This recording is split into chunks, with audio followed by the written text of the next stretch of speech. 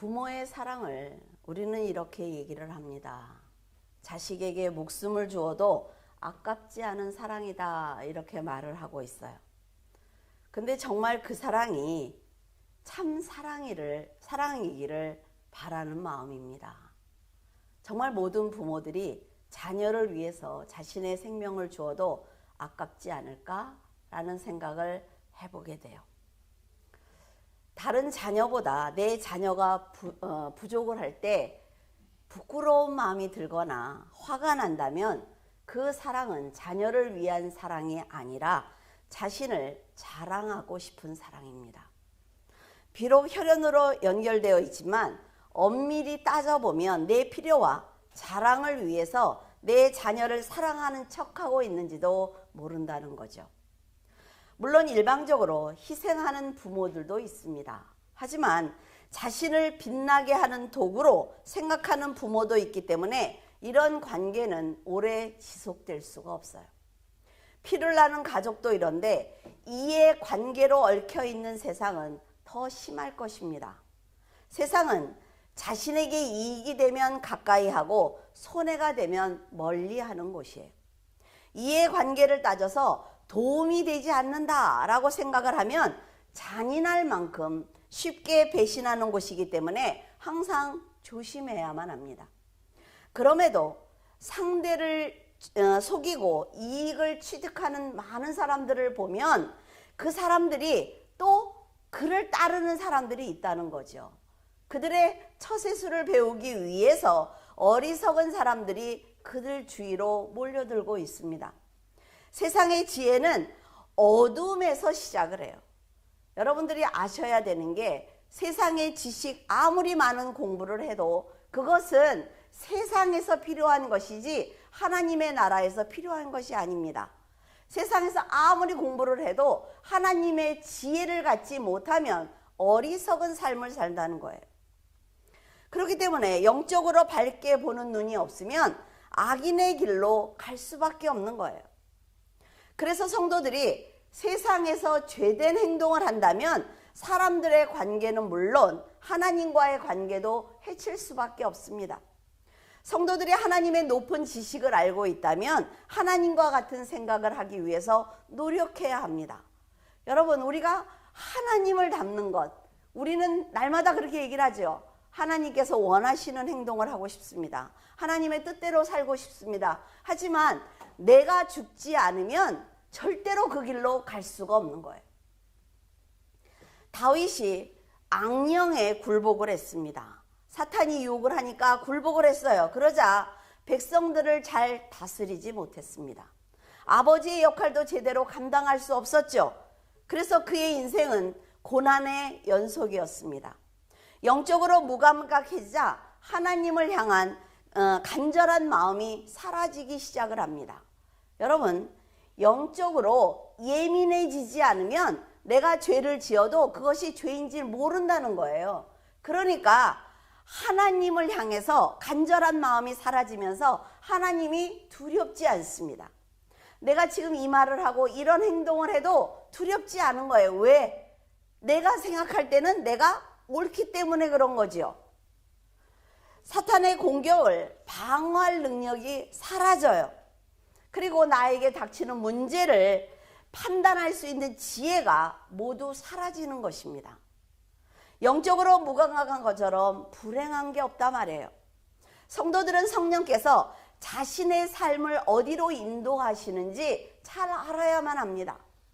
내가 지금 가고 있는 이 길이 옳은 길인지, 내가 지금 판단하고 있는 이 판단이 옳은 것인지 잘 판단할 수 없으면 지금은 잘하는 것 같은데 10년, 20년 후에 그 파장이 나한테 온다는 거죠. 하나님의 뜻이 무엇인지 알기 위해서 쉬지 말고 기도해야 합니다. 그리고 말씀을 깨닫기 위해서 믿음으로 살아봐야 돼요. 여러분, 사람들이 해주는 말, 그리고 이렇게 살면 성도는 이렇게 살아야 된다더라 라는 말을 듣기만 하고 살아보지 않으면 쉽게 무너진다는 거예요. 여러분이 살아봐야 돼요. 그러면 영적으로 예민하게 됩니다. 왜? 내가 살아보면 상대가 하는 말, 행동, 그리고 지금 돌아가는 모든 문제가 어떻게 되는지 예민하게 그것이 보인단 말이죠. 그러면 사탄이 나에게 접근하는 것을 민감하게 알 수가 있어요. 사탄은 몰래 오는 건 맞습니다. 그러나 성도들이 영적으로 예민해 있으면 사탄이 지금 어떻게 움직이는지가 보인다는 거예요. 일의 이치를 말씀의 법을 따라서 판정할 수가 있어요. 아무것도 모르겠어요. 안 보여요가 아니라 우리가 말씀으로 살아보면 보인다는 것입니다. 이 문제를 어떻게 판결해야 되는지, 내가 어떻게 지금 말하고 행동해야 되는지 안다는 거지요. 그런데요, 그동안 지혜롭고 명철했던 다윗이라고 할지라도 이렇게 말씀과 멀어지면 자기도 모르는 사이에 어리석은 행동을 한다는 거예요. 다윗이 누굽니까? 하나님과 마음이 합한 자예요. 그런 사람이 지금 이런 행동을 하고 있어요. 그래서 여러분은 자신이 지혜롭다는 생각을 하지 않기를 바랍니다. 내가 판단하는 건 다 옳아, 내가 말하는 건 옳아, 이렇게 생각하면 그때부터 무너지는 거예요. 자신이 다른 사람보다 지혜롭고 똑똑하다는 생각을 하는 순간 하나님의 뜻을 올바로 판단할 수가 없습니다. 다윗도 지금까지 자신의 판단이 옳았다고 생각을 했어요. 내가 지금까지 결정한 모든 일들이 순조롭게 이루어졌다는 생각에 내가 틀릴 수도 있어 라는 생각을 한 번도 하지 않았습니다. 그래서 나단 선지자가 암양을 빼앗은 사람이 당신이다 라고 말했을 때 놀랬던 거예요. 아들을 잃었을 때 회개했지만 이미 그의 영적 상태가 사태를 올바로 인식하지 못할 정도였기 때문에 암논과 다말을 불행하게 만들었습니다. 그리고 압살롬을 살인자로 만든 거예요. 그런데도 하나님 앞에 올바로 서지 못하자 일어나는 지금 모든 일들, 이런 상황을 파악하지 못한단 말이죠. 그러면 문제는 계속 일어나는 것입니다. 여러분, 자녀가 미련해도 부모가 지혜로우면 도와줄 수 있어요. 그런데 부모가 미련하면 이건 방법이 없는 것입니다. 여러분, 성도들이 하나님의 뜻을 올바로 깨닫고 돌이키려고 노력한다면 죄에서 파생되는 같은 문제를 두 번 반복하지 않습니다. 한 번의 경험을 통해서 하나님의 뜻을 간파할 수 있고 성령께서 주신 지혜로 사탄의 계략을 물리칠 수가 있어요. 이것은 우리 안에 계신 성령께서 도와주십니다. 근데 우리가 성령을 너무 가벼이 여긴다는 거죠. 하나님이 우리와 함께 동행을 하고 계시는데 내가 성령을 마음대로 좌지우지할 수 있다고 생각을 하는 거예요. 여러분, 자, 성령께 의지해서 문제를 해결했습니다. 그런데 여러분들이 알아야 되는 건 인간이라는 것입니다. 그래서 그 고통은 남아있어요. 그런데 성도들이 저한테 상담하는 게 뭐냐면, 제가 하나님을 믿으면 깨끗하게 해결을 해야 되는데 죄의식이 남아있어요 라는 얘기를 합니다. 여러분, 사람이라는 거예요. 그래서 감정이 있지요. 일을 당했을 때 그 아픔이 남아 있습니다. 그러니까 죄의식 가질 필요 없어요. 그것은 언제 해결이 되느냐? 시간이 가면서 해결되는 거예요. 하나님 앞에 더 믿음으로 살면서 그 마음들이 치유가 되는 거지요. 그것은 죄의식이 아닙니다. 상처예요. 삶의 문제들이 신앙을 흔들기 위한 어둠에서 시작됐다는 것을 모르면 깊은 구덩이에서 허우적거릴 수밖에 없습니다. 자, 여러분들이 한 사람을 상담을 해줬어요. 그러면 어때요? 진심이면 그 사람의 상처가 나에게도 있겠죠. 그런데 같은 아픔을 겪지만 그 사람보다 더 빨리 나올 수 있는 것은 상담을 할 수 있을 정도의 신앙적인 성장이 있기 때문에요. 같은 아픔이 있다는 거지요. 같이 허우적거리지는 않습니다. 그렇지만 아시겠어요?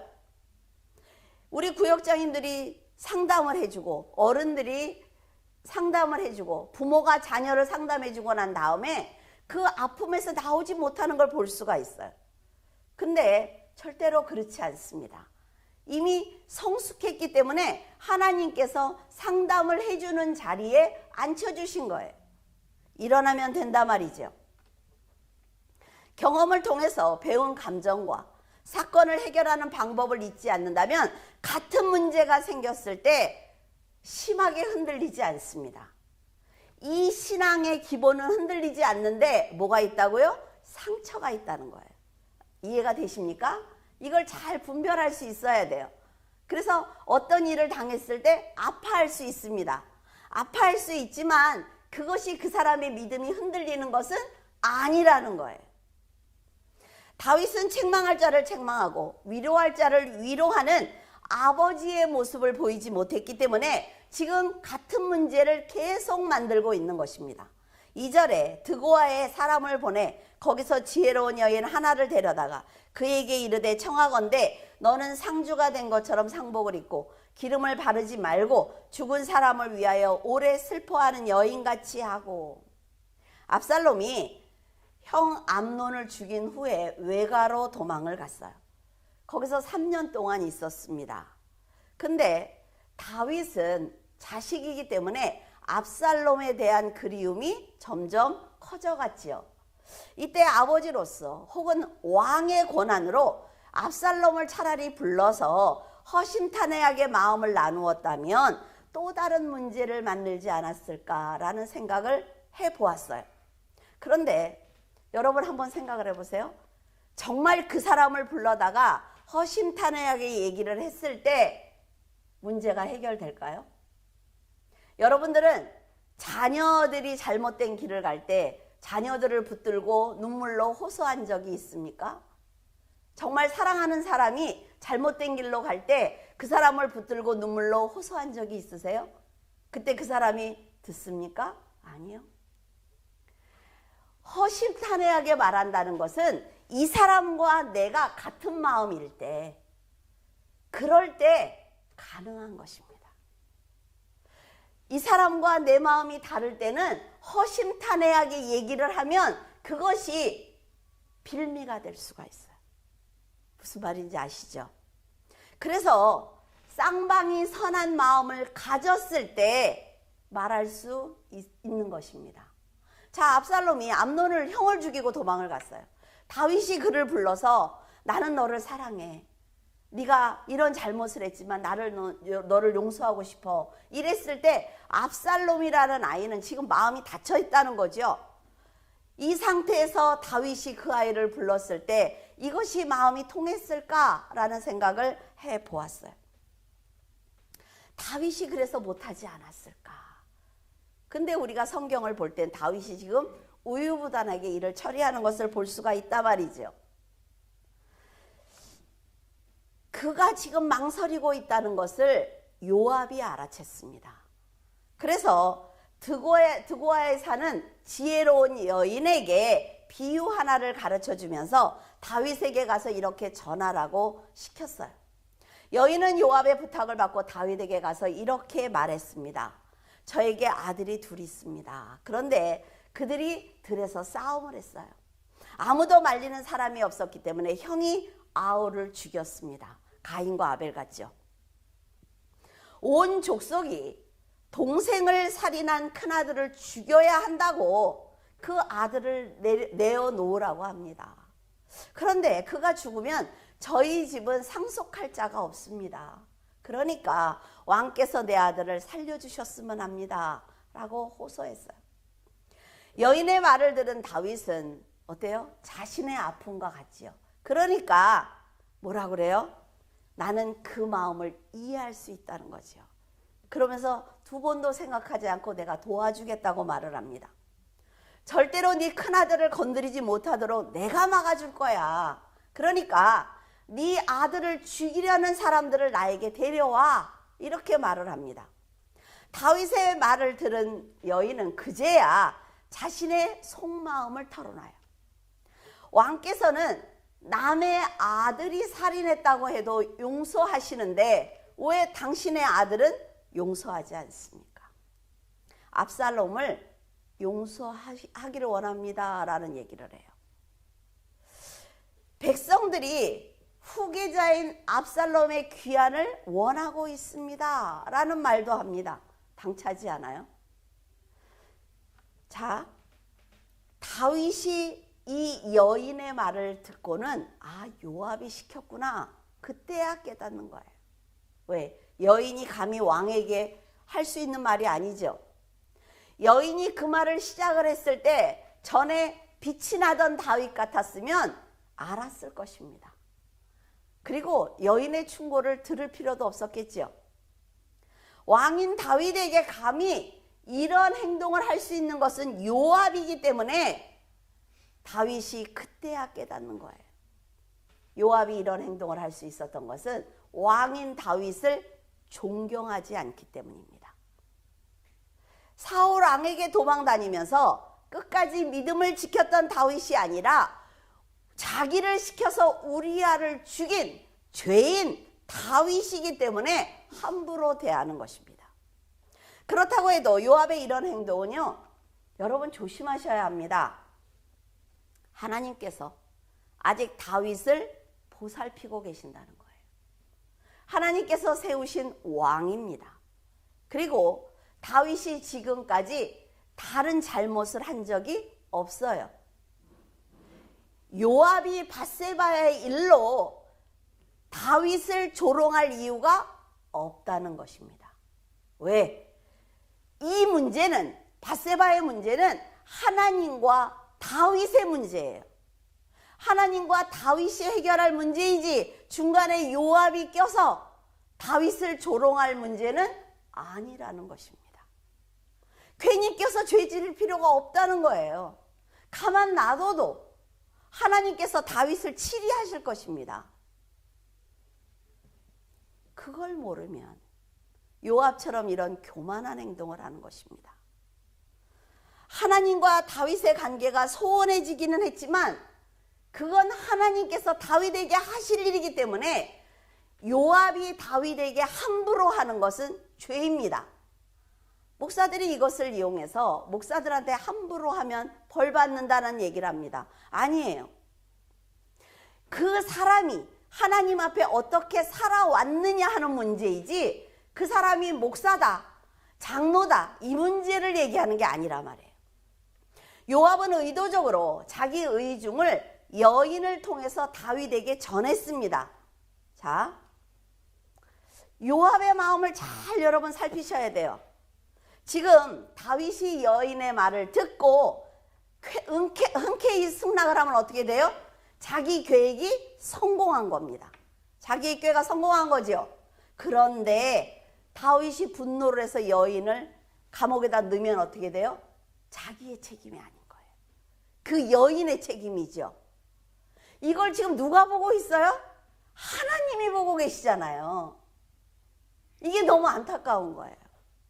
자기가 꾀를 내서 그 여인을 시켜서 다윗을 좌지우지할 수 있을 것 같지만 그 계획을 세우기 시작하는 그 시점부터 하나님께서 보고 계신다는 거예요. 그가 이 계획을 성공하든 실패하든 하나님 앞에는 뭡니까? 죄라는 거죠. 정말 사람들이 그 죄라는 문제가 내가 교회를 다니고 안 다니고의 문제가 아니라는 거예요. 하나님께서는 문제가 생겼을 때 어떻게 처리하십니까? 나단 선지자를 직접 그 사람에게 보내요. 그래서 직접 말씀을 듣게 하십니다. 그 사람이 판단하게 하는 거지요. 그런데 지금 요압은 어떻게 해요?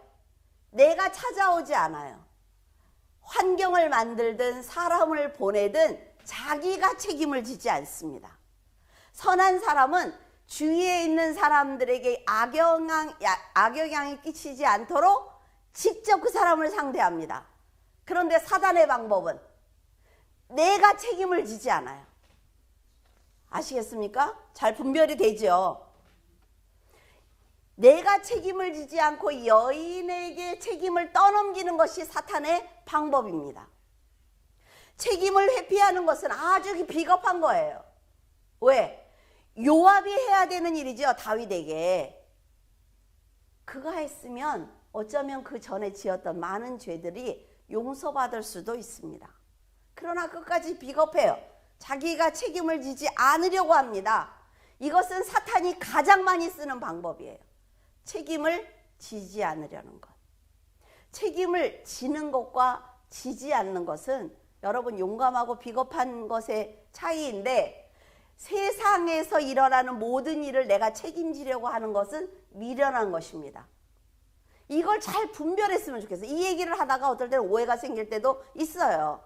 근데 세상에서 일어나는 일들은 내가 그 조직의 하나로서 일하면서 지금 주어진 일을 최선을 다해서 나갈 때 벌어지는 그 위의 일은 다른 사람 때문에 일어날 수도 있다는 거지요. 그걸 내가 다 책임지려고 하면 안 된다는 거예요. 왜? 내가 믿음 생활을 할 수가 없어요. 내가 세상적으로 어려움을 당하면 믿음 생활을 할 수가 없습니다. 이 얘기를 해주는데 잘 이해들을 못하는 것 같아요. 여러분, 다윗이 지혜롭지 못한 판단과 결정을 하고 가까이 해서는 안 되는 사람들을 곁에 두었을 때 어떤 일이 일어나는지 잘 보기 바랍니다. 다윗이 성령으로 충만했을 때는 그를 속이려는 사람들을 금방금방 파악해요. 그렇죠? 금방 알아냅니다. 그런데 하나님과 멀어지자 그를 속이려는 사람들에게 다 속아요. 이것은 여러분의 삶에도 적용이 된다 말이죠. 여러분이 성령으로 충만하면 사람들은 영적으로 빛나는 여러분들에게 함부로 대하지 못합니다. 영적으로 어두우면 상황을 잘 판단하지 못하기 때문에 속이려는 사람과 업신여기는 사람을 구분하지 못하는 거예요. 그리고 여러분들이 부끄럽지 않게 살면 어떤 일이 터져도 그것을 막을 수가 있습니다. 근데 내가 살아가면서 만약에 거짓말을 하고 이용하려고 하면 일이 터졌을 때 절대 그 문제를 해결할 수가 없어요.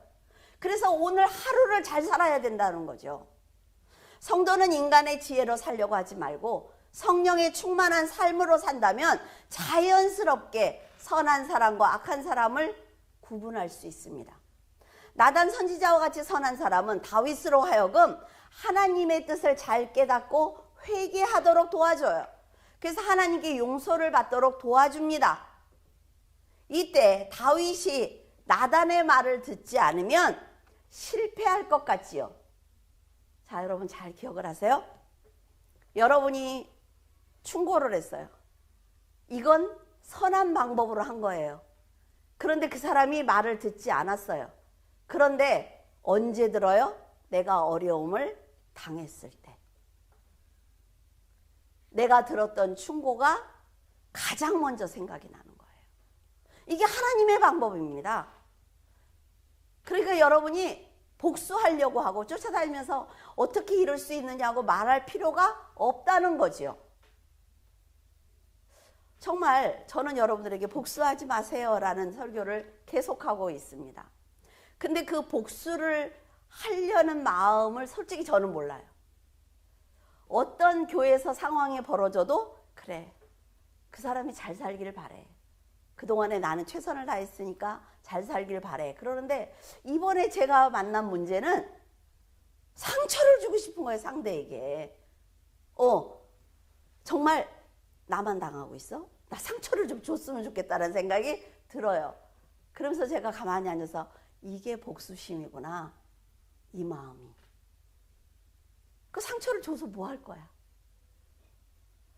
그래서 설교를 내가 그 마음을 이해하지 못하고 성도들에게 이런 설교를 했네 라고 회개했어요. 그 마음이요, 이겨내기가 굉장히 힘들더라고요. 요압과 요나답과 같이 악한 사람은 자신의 뜻을 관철시키려고 계략을 꾸밉니다. 그래서 다윗은 자기의 곁에 누구를 둘 것인지 잘 알아서 살아야 된다는 거예요. 근데 목사는 이거를 내 마음대로 할 수가 없어요. 누구를 두고 누구를 안 둬. 그렇죠? 근데 여러분들은 여러분의 삶에서 할 수 있잖아요. 선택할 수 있잖아요.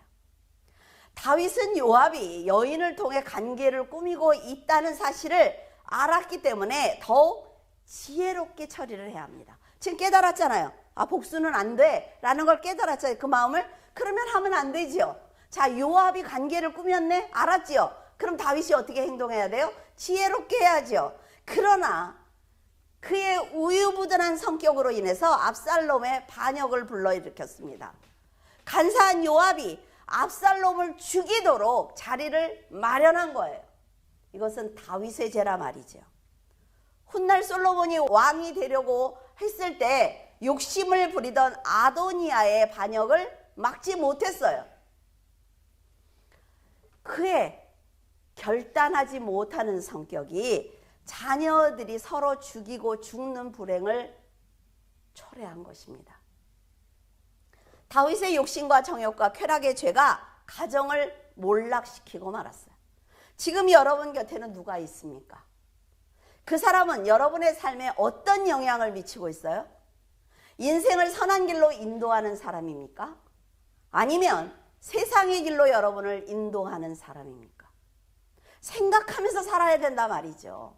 여러분이 진리의 길로 갈 수 있도록 믿음으로 충고하는 선한 사람이 여러분의 곁에 있기를 바랍니다. 그 사람의 권면이 듣기 싫고 불편하더라도 올바른 말씀이라면 들어야 된다는 거예요. 듣고 행해야 진리의 길을 벗어나지 않습니다. 근데 어느 날 듣기 싫어질 때가 있어요. 그 사람이 싫어질 때가 있습니다. 그러면 영적으로 나를 진단해야 합니다. 다윗의 자녀들을 이간질했던 요나단이나 다윗을 이용해 권력을 잡으려는 요압과 같은 사람들이 여러분의 곁에 있다면 해결하기 힘든 세상의 문제들이 끊임없이 일어날 것입니다. 그리고 여러분의 인생은 고단할 거예요. 겉으로 보기에 요압은 다윗을 돕는 좋은 사람처럼 보일 수 있습니다. 요압은 다윗을 위해 헌신한 것처럼 보이면서 나라를 위해서 목숨을 바친 사람처럼 보일 수가 있어요. 그걸 걷어내고 그 사람의 속마음을 볼 줄 알아야 된다 말이죠. 그는 욕심을 버리지 못했기 때문에 다윗과 선한 일을 도모하지 못했습니다. 그리고 죄를 짓는 걸 두려워하지 않았어요. 여러분은 요압과 같은 사람들에게 속지 말고 하나님께 악한 자와 악한 영이 여러분의 삶을 방해하지 못하도록 도와달라고 늘 기도하기 바랍니다. 21절에 왕이 요압에게 이르되 내가 이 일을 허락하였으니 가서 청년 압살롬을 데려오라 하니라. 다윗은 자신이 우유부단하여 압살롬이 살인할 수밖에 없는 상황을 만들어 놓고도 그술로 도망간 그 압살롬을 3년 동안 만나지 않았습니다. 다윗은 압살롬을 데려오라는 여인의 간청이 그 요압의 그 관계라는 것을 알면서도 아무런 조치도 취하지 않고 압살롬을 데려오라고 말을 해요. 이렇게 아무런 대책 없이 압살롬을 부른 것은 무책임한 행동입니다. 전에 성령으로 충만한 다윗 같으면 압살롬을 내가 불렀을 때 여기서 어떤 문제가 발생할 것인지 생각을 했을 것입니다. 이 아이를 어떻게 처리해야 할지, 어떤 사람을 만나게 해야 할지, 이 아이와의 관계를 어떻게 풀 것인지, 이 아이를 어떻게 회개시킬 것인지 많은 생각을 했을 거 아니에요. 그러나 지금 아무 생각이 없는 다윗은 그냥 부르는 거예요.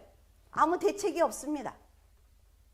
물론 아버지이기 때문에 압살롬이 보고 싶을 수도 있지만 그는 아버지이기 전에 왕이라 말이죠. 그런데 백성을 지켜야 되는 왕이 아무 생각도 없는 거예요. 내가 이런 판단을 했을 때, 내가 내 자식 때문에 내가 이런 결정을 했을 때 과연 백성들이, 성도들이 어떤 생각을 할 것인지 생각을 하면서 살아야 된다는 거예요. 여러분, 그것은 아픔입니다. 그런데 이 사람은 어떻게 해요? 아무 생각 없어요. 압살롬이 형을 살인한 죄를 책망받고 회개하지 않은 그 상태에서 무조건 용서한다면 그는 더 큰 문제를 만들 것입니다. 내 자녀가 잘못했을 때 야단쳐야 된다는 겁니다. 너는 너야, 나는 나야. 뭐 요새 젊은 애들 그 얘기 많이 하죠. 그러니까 세상이 이 꼴이에요. 우리는 옛날에 어때요?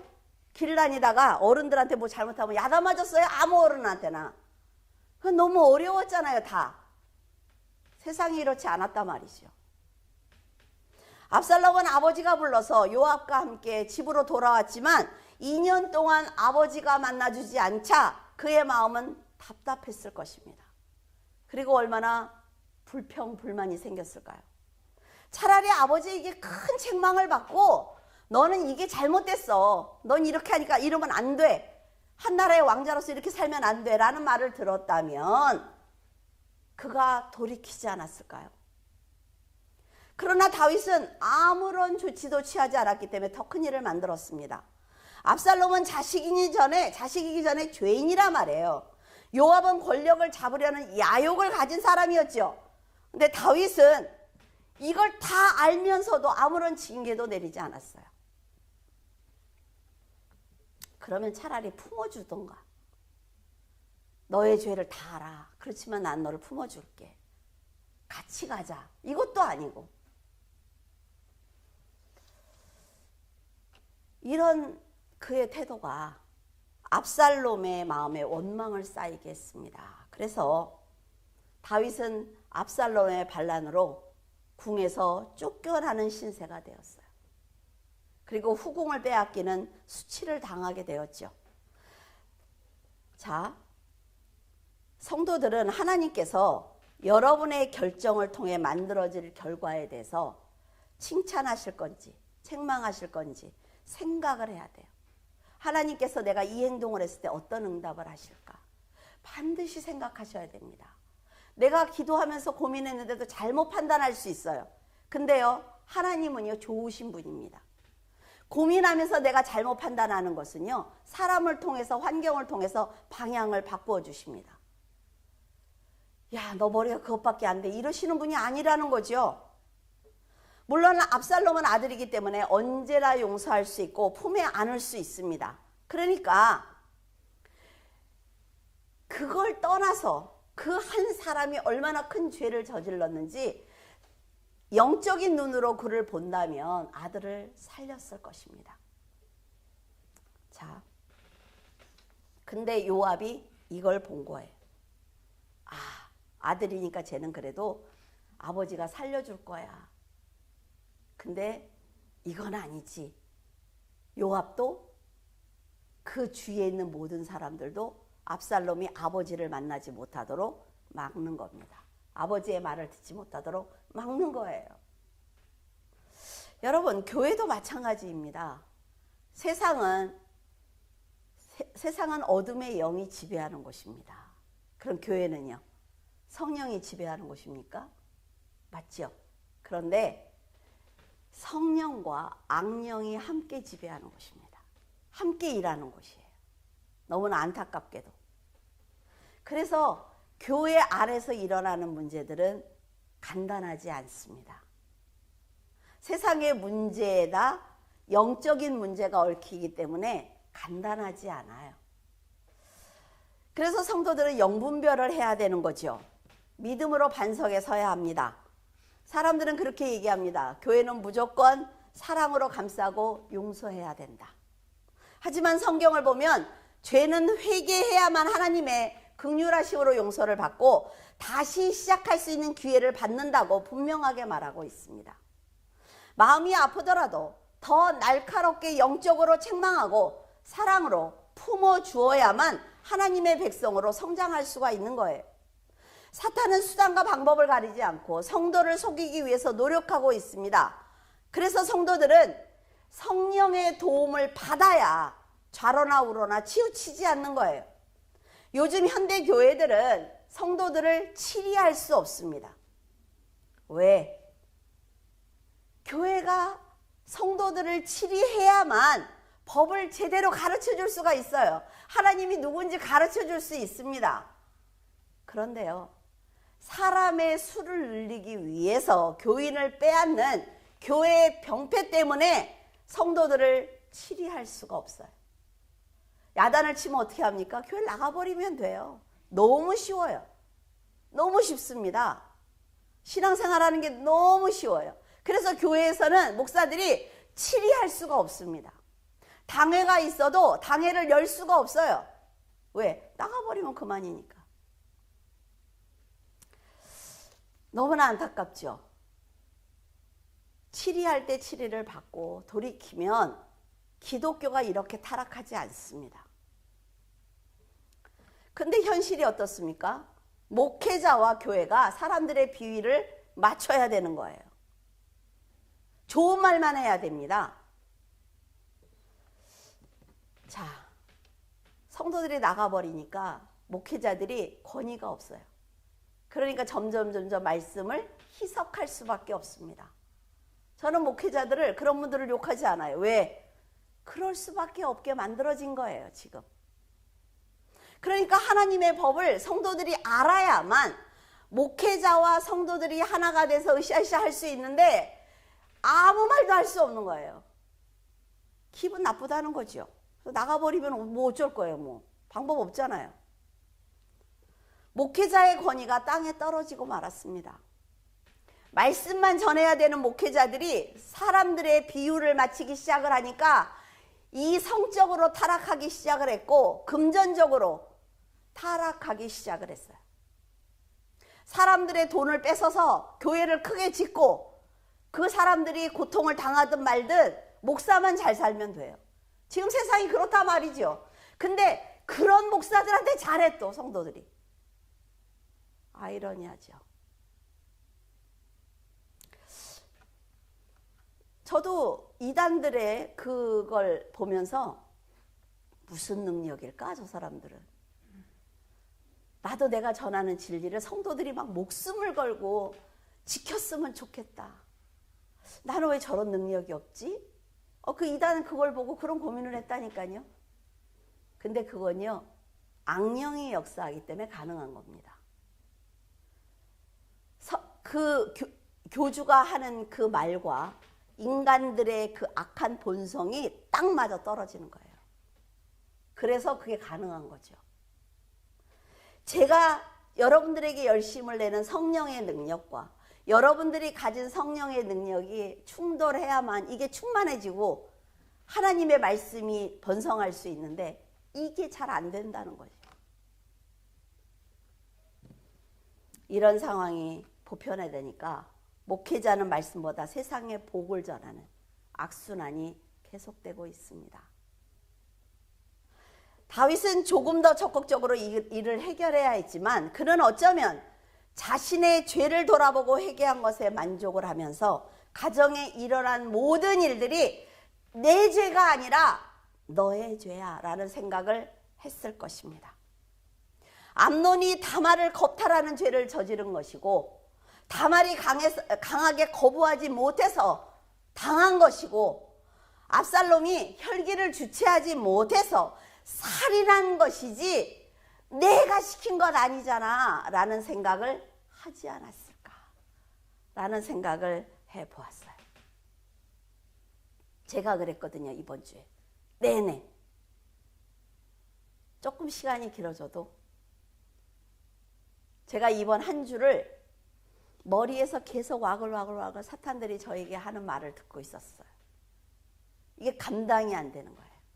하나님 앞에 무릎 꿇고 기도하면 기도하는 것마다 책갈피처럼 그래서 너 그랬잖아. 너 그랬잖아. 너 화나잖아. 싸워야 되잖아. 뭐 이건 기도를 할 수가 없어요. 그래서 운전을 하면 죽을 것 같아서 제가 교회를 못 왔어요. 그런데 이번 금요 기도에 저는 정말로 큰 은혜를 받았어요. 이 설교를 쓰면서도 몰랐어요. 하나님이 저한테 하시는 말씀인지. 금요 기도에 기도를 하는데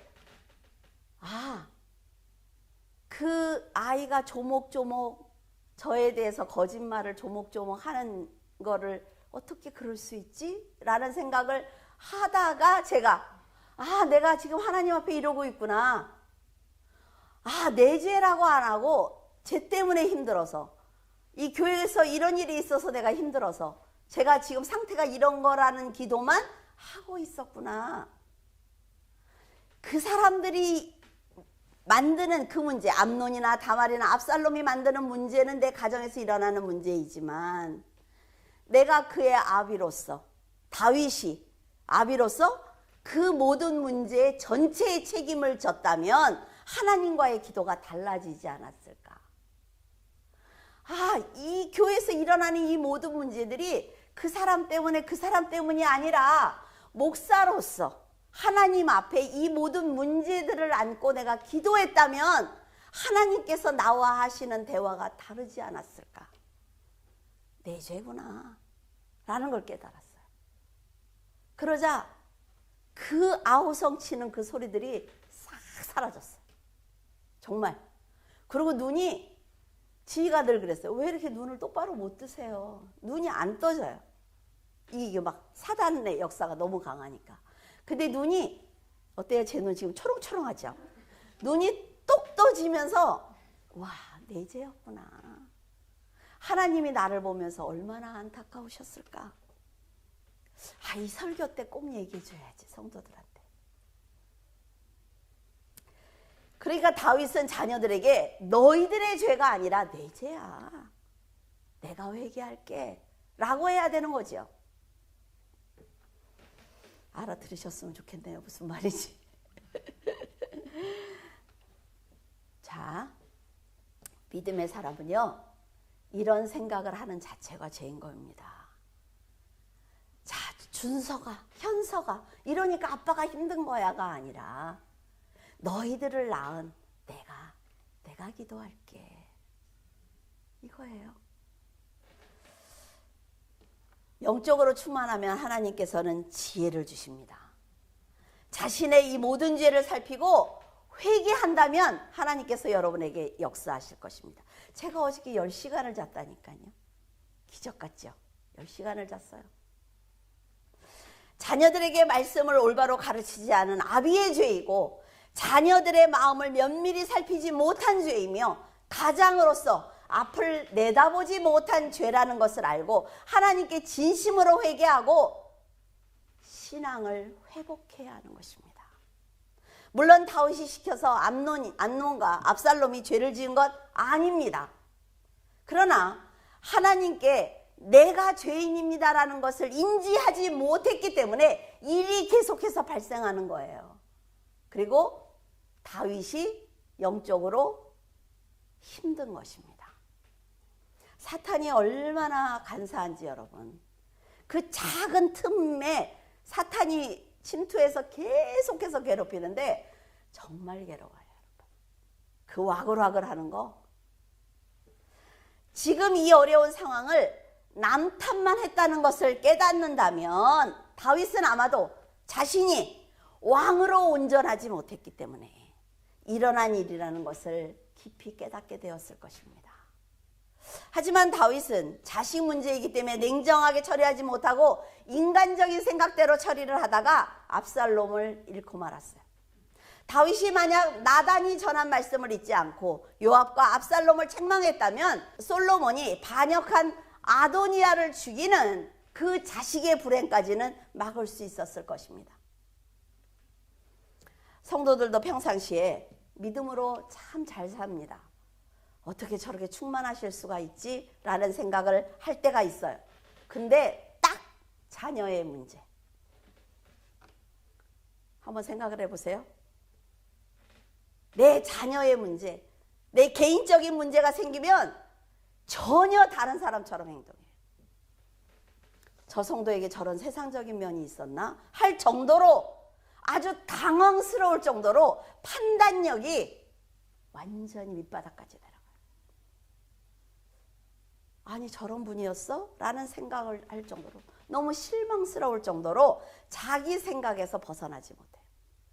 물론 이런 맹목적인 사랑 때문에 자녀들이 보호받을 수 있습니다. 하지만 자신의 생각을 버리지 않으면 하나님께서 내 자녀를 도울 기회를 막아버리는 거예요.